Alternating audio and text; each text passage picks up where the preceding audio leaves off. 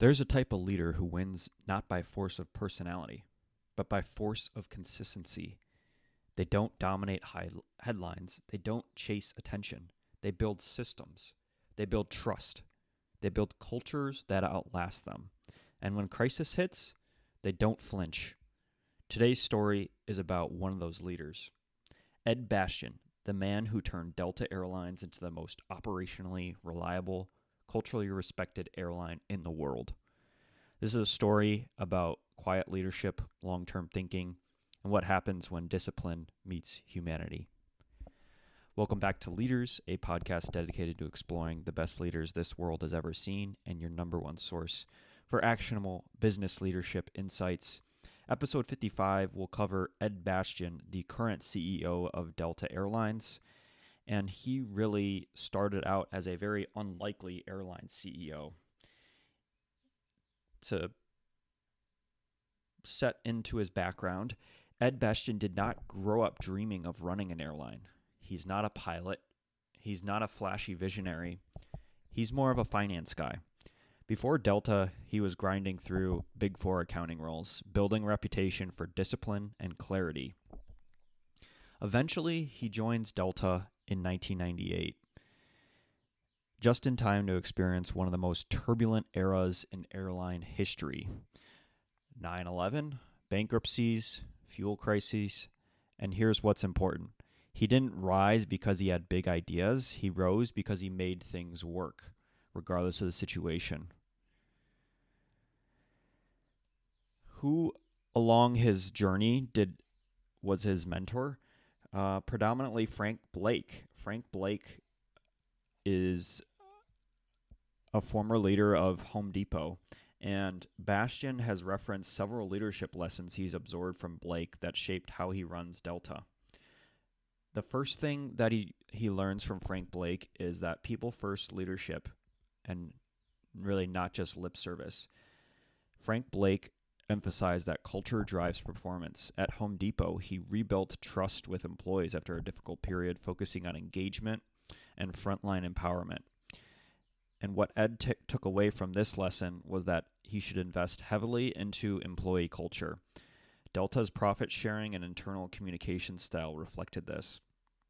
Number 2, humility over ego. Blake was known for being low-key, approachable, and willing to admit mistakes. Ed also leads with humility, especially in crisis. Operational disruptions and COVID-era decisions are two examples in which he exhibits that behavior. Number 3, transparency builds trust. Blake communicated openly with employees and investors, even when delivering some bad news. Ed over-communicates during the tough times that Delta has had. He regularly sends candid internal memos and public updates in those times. Number 4, long-term thinking versus short-term optics. Blake resisted short-term Wall Street pressure in favor of sustainable improvements like store experience, employee morale.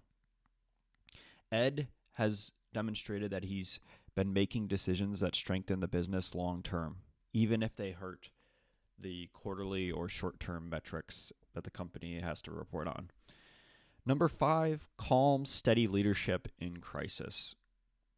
Frank Blake took over Home Depot during a leadership scandal and reset the tone with stability. Ed stayed composed under pressure and was critical in airline operations where disruptions are sort of a constant thing. And finally, number 6, operational discipline and culture equals results. Frank Blake didn't separate soft culture from hard execution. He believed they reinforced each other. Ed's takeaway from this is that Delta's operational reliability focus is paired with employee engagement, not traded off against it. So ultimately, Frank Blake wasn't really like a loud character. He wasn't charismatic in the traditional sense, but he was, however, very deeply respected by his peers. And he taught Ed Bastian a core principle. And a quote here, leadership is about trust built over time, not authority exercised in moments. Frank Blake ultimately believed in 3 things. Transparency beats spin, Consistency beats intensity, and humility scales better than ego. And you see all of those things exhibited into Ed Bastian's leadership style. One thing that further illustrates how he took some of these principles is how Ed made a culture bet within Delta and how he built that. Most airline CEOs historically competed on price. He made a different bet. He's winning on culture, and he's trying to do a few different things. He's enhancing the gifts of people. Culture is what he describes is centered just around people. Leaders view to aspire to higher heights, and he does this by displaying empathy and conviction. He believed that if employees were treated well, they would treat customers well, and the financials would follow. So what did he actually do to help demonstrate this? Profit sharing at a massive scale. He returned billions to employees, and he did that through stock compensation for a lot of his employees, radical transparency during those downturns, and then protecting jobs wherever possible. During good years, Delta employees received checks that sometimes equaled 10 to 20% of their annual salary. That's not a perk of the job, it's more of a philosophy that he exhibits. And on episode 25, we covered another great airline leader in Herb Kelleher, who ran Southwest. And Kelleher built Southwest more on maybe the qualities of love and humor, versus Ed built Delta on respect and consistency. Different personalities, but the same insight from how they did it, and that is that culture compounds. How does that culture really put to the test, though? Crisis defines him as a leader. And so during the COVID time, there came the ultimate test. Air travel collapsed overnight in that scenario. Revenue dropped by over 90%. This is where most leaders reveal who they really are. His response in this situation was, first, no panic theatrics, radical communication, and shared sacrifice. Instead of mass layoffs, Delta offered voluntary leaves and early retirements. Instead of hiding, Ed Bastian communicated constantly, internally and externally. And here's the key decision. He raised billions in capital, but structured it to avoid wiping out employees. Jamie Dimon was a banking leader that we covered off in episode 48. And Dimon is known for his fortress balance sheets. Ed kind of applied a similar mindset here, but paired it with human-first decision-making. It wasn't just about survival, it was about how they survived. Really underneath this is that operational excellence is part of the identity of Delta and Ed Bastian's leadership. So he turned Delta into something rare, an airline known for reliability. That doesn't happen by accident. It comes from multiple years of forming out, one, obsessive process discipline. We've seen this within some of the other leaders that we've recently covered. Namely, the previous episode we just did was Larry Culp, episode 54, and he really exhibited Danaher-like principles into GE that were very process-oriented. So lots of success from having stringent sort of systems in place in regards to that. Investment in those systems, and then empowering frontline employees. This is where also he might resemble Satya Nadella. Satya Nadella, we covered on episode 8 of Microsoft. Satya really didn't reinvent Microsoft overnight. He aligned with the culture, and then he let his execution compound after that. The same is with Ed in Delta. No grand reinvention story, just thousands of small improvements stacked over time. He really had to do this over multiple years, whereas episode 54 we just covered on Larry Culp, there was a true leadership crisis, and he really had to do lots of things more in the immediate term to then turn that business around. Delta wasn't necessarily in that, and Ed has been in the CEO chair for a while, so he's able to take these small improvements and compound them over time within that culture that he's building. So let's try to distill what his leadership is into 5 core traits that we can take away here. Number 1 is that consistency is over charisma. He shows up in the same way in good times and in bad. What makes him so effective isn't that he inspires in a single moment. It's that people know exactly what they're going to get from him every single time. What this looks like in practice is that within earnings calls, he more or less has the same tone, whether Delta had a really good quarter or not. No hype cycles, no victory laps, no sort of panic language that you might see from other companies. The operational cadence in which he operates also never changes. He has regular check-ins, accountability systems continue regardless of a lot of external chaos that the airline industry goes through on a consistent basis. He also has no quote-unquote kind of CEO personality swings. Employees in their accounts don't really experience a different leader depending on how the stock price of Delta is. A real example that drive that home again is during their peak profitability years, which were kind of in the mid-2010s, he didn't shift into aggressive expansion or flashy bets. He kept reinforcing the same priorities: reliability, premium experience, and employee investment. Contrast that with leaders who quote-unquote kind of get loud when things are good, then disappear when things are bad. Why does that matter? Because consistency reduces internal anxiety. People spend less time interpreting leadership moods and more time on the execution front.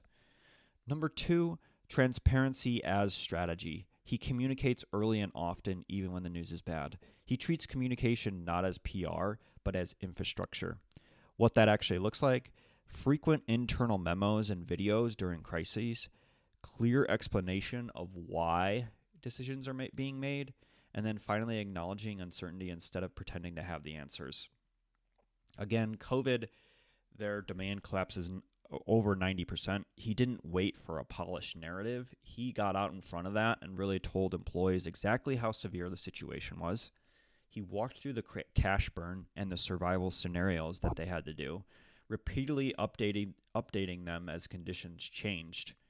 He also implemented something from like the survival scenario standpoint of having people kind of voluntarily taking leave, unpaid leave in this time. And that's kind of what he outlined, that if employees were willing to do it, that's what was necessary to survive. And so he got great buy-in from just being incredibly transparent up front as to this is what the company needs, and I will reward you at a later time if you're able to help me here. That level of openness is sort of rare. Most CEOs default to controlled messaging.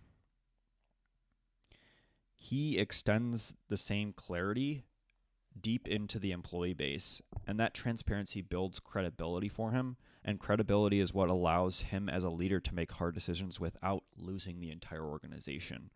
Number 3, culture as a financial lever. Employee trust is not soft, it's a performance advantage. Bastian doesn't treat culture as HR's responsibility. He treats it more as capital allocation. So what does that look like? Again, he had these massive profit-sharing programs, billions over time, that were returned to employees. Frontline empowerment as well. Employees can solve customer issues without a bunch of bureaucracy or rules around it. And then finally, visible appreciation rituals. Recognition isn't abstract. He likes to make it tangible. He repeatedly paid out industry-leading profit-sharing bonuses, and that creates a very specific mindset. When Delta wins, I win. Compare that to Herb Kelleher, who built emotional loyalty through humor and love. But Ed more so does that on economic alignment and respect. Their operational reliability within Delta, in terms of fewer cancellations as it compares to maybe other airlines, as well as better service recovery, is driven by employees who care the most because they actually feel invested in the company. And then why that matters is because most companies try to incentivize kind of performance. Ed sort of builds more of a system where employees want the company to win. Number 4, long-term thinking. He avoids decisions that optimize a quarter at the expense of the decade. Airlines are notoriously short-term businesses. Ed runs Delta like a long-term compounder. What that looks like, he invests in premium experiences, lounges, seating, and the brand itself. He avoids the race to the bottom pricing strategies as well. You've seen a lot of these budget airlines recently go for those low prices. However, more recently, there's been lots of consolidation and certainly some that have had to shut down just because they're definitely lower on the price point, but then obviously everything else that comes with that in terms of service and satisfaction of customers and willingness to do that over time, from a financial perspective and just from a business and brand side of things, those things do not endure. Instead, what he helps is to maintain balance sheet discipline even when growth is tempting. He leaned heavily into them becoming a kind of more so premium airline, investing in sky clubs, better cabin experiences, and then leaning heavily into partnerships and loyalty programs. Short term, sure, that costs some money. Long term, it attracts higher value customers and builds brand durability. That sort of mirrors Jeff Bezos' episode 7's philosophy on sacrificing short-term margins to build long-term dominance. Another example would be during strong years, instead of overexpanding all the different routes that they can offer aggressively, which is a common sort of airline mistake, they stayed disciplined, avoiding this sort of boom or bust cycle.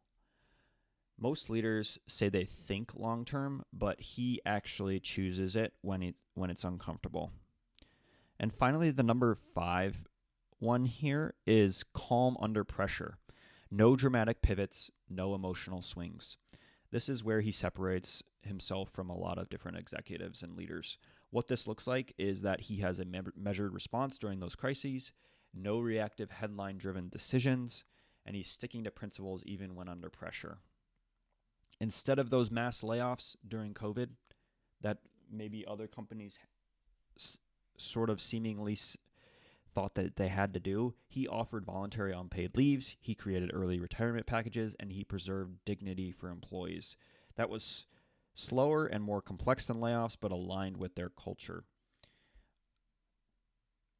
Definitely when there's operational disruptions, of course, there's always ones within the airline industry, weather events, system outages are handled on their side with clear communication, rapid but structured recovery plans, and no public blame shifting. Compare this to leaders who react impulsively or defensively under pressure. He's calm, composed, and a system-oriented leader, even in high-stakes moments. In crisis, the organization mirrors the leader. If the CEO is calm, execution improves. On the other hand, if the CEO panics, then chaos spreads. In some case, with those 5 core traits, in addition to that, he is maybe viewed more as a servant leader, and that servant leadership style is rooted in empathy, transparency, and a kind of quote-unquote virtuous cycle philosophy, where he's taking care of employees, the people-first approach to ensure they take care of customers. He also has kind of that virtuous cycle philosophy, so that believes that by prioritizing employees, they in turn provide superior service to customers, which drives loyalty and rewards investors. It's kind of a flywheel cycle that he's exhibited there. In addition to that, people-first crisis management, transparent communication. He's had strategic investments over time, and then he focuses really on that long-term vision. The hidden advantage for him, if you had to really sum up his leadership edge in one word, is trust. Employees trust him, customers trust the brand, investors trust the discipline, and trust does something powerful. It lowers friction everywhere. Decisions move faster, teams execute better, customers come back. That's the same hidden advantage you see in great leaders across industries. So most people think maybe that great leadership is about bold moves, and certainly sometimes it is, But Ed Bastian shows us something different. Great leadership is often about boring excellence repeated consistently over time. No drama, no ego, just disciplined execution and deep respect for people. And in a world sort of chasing attention, that might ultimately be the ultimate competitive advantage for Delta today and into the future. And with that, we conclude episode 55. Hope you enjoyed the episode on Ed Bastian of Delta Airlines. And we will be back soon here with episode 56. Thanks for listening.